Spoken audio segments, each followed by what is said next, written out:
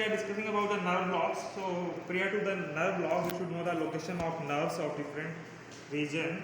So we know that that is cranial to the sartorius muscle. This is gracilis muscle. We are having this femoral canal. In femoral canal, anterior to the femoral artery, there is passes which nerve? Saphenous nerve, which is passing from the.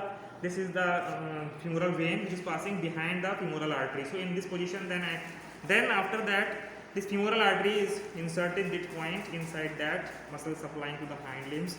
So to block the saphenous nerve, we can easily block at that position. So this is the point from where the saphenous nerve passes. We can easily block. What is the indication? Indication is to operate the operation on the side distal to the point of nerve block. And the next, which is the indication very important, is it is used to diagnose the localized lameness. So next nerve which we can block, and one more thing, the saphenous nerve is coming from the femoral nerve, that is a lumbar plexus, coming from the lumbar plexus, femoral nerve is coming in this position. Then sciatic nerve, which is the branch coming from the sacral plexus, we can palpate or we can see here, this is the position of sciatic nerve, great sciatic nerve. So we can easily block this nerve where it can passes over the lesser sciatic notch. Lesser sciatic notch is present in the pelvic girdle and it is coming from the greater sciatic foramen. So we can palpate at that position at the level of lesser sciatic notch. Next thing, the continuation of sciatic nerve is as tibial nerve. So tibial nerve, we can see that this nerve is coming in this position in the medial, on the medial aspect of the leg. This is medial aspect because this is the thick trochlear ridge, so this is the medial aspect. So tibial nerve is coming through the medial aspect of the leg about we can see that it passes over the medial head of gastrocnemius. So this is gastrocnemius forming here, this actually sternum. So over the medial head of gastrocnemius, this tibial nerve is coming from the sciatic nerve, lies along the medial aspect of superficial distal flexor tendon. So between this is we can see here, this is superficial distal flexor muscle. So in this position tibial nerve is coming. So we can block this nerve which is coming in this position. We can block what is the site in living animal. The site is about a hand breadth. So this is the hand breadth. About the point of Hock. About the hand breadth, whether this is the point of Hock, hand breadth means in this position. A half inch in front of tendo achelis. This is the tendo achelis. So 1.5 or 1/2 means half inch.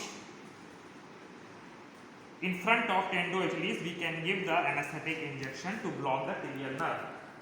Next thing is that is important is fibular nerve block or peroneal nerve block.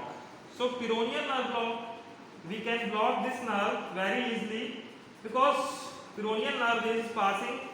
This is the branch of sciatic nerve which is also coming in this position, and we can block this nerve which is coming anteriorly. In this aspect, this is tibial nerve coming in this position, that is tibial nerve. Then it is passing to the distal end of the hind leg. Then peroneal nerve block. So this is passes over the lateral aspect and anteriorly. So this is medial aspect, lateral aspect below this. The peroneal nerve is passing in this position. It is coming like this, in this position laterally. This is the medial aspect, laterally in this position. So downward and forward it is coming and divided into superficial and deep branches laterally. And what is the site? Site is, as we know that deep peroneal nerve supplies to the extensor muscle, lateral aspect, dorsolateral aspect of the muscle which is supplying. So the site is 2 inch below and behind. So this is medial tuberosity, lateral tuberosity. 2 inch means like in this much length. So this much length behind the lateral condyle of the tibia in a groove between the lateral distal extensor muscle. So this is a long distal extensor in this position. This is lateral distal extensor muscle in this position, and then here we can give the injection to anesthetize this nerve in living condition. After that, next nerve block is plantar nerve block. So plantar means in case of hind limb, this position is known as plantar. In case of forelimb, this is known as palmar. So here palmar or plantar. Here this is plantar aspect. So volar nerve block. In this the term used volar. This is volar surface. So volar nerve block, this is two type: high volar block and low volar block. So high volar block is 5 to 7 centimeter above the fetlock. This is fetlock in a depression between supersuspensory ligaments. So you can see here, this is the superficial distal flexor, this is deep distal flexor, and this is suspensory ligament. So in a depression between suspensory ligament and deep distal flexor, this is the depression. So between this is suspensory ligament, this is deep distal flexor, and this is superficial distal flexor.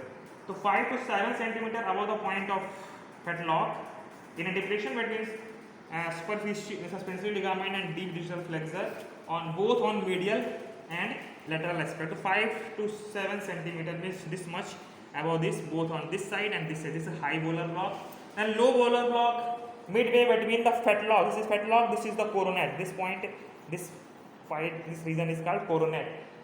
So between deep distal flexor and superficial distal flexor, both on medial and lateral aspect. In this between fetlock and coronate, between deep distal flexor in this position and superficial distal flexor in this position, they are coming like this. You can see this is like this. They are coming here. This is forming the bursal sheath. So this position we can give. This is the low volar block. So this is about the different type of nerve blocks: high volar block, low volar block, saphenous, sciatic, tibial and fibular nerve block or peroneal nerve block. Okay.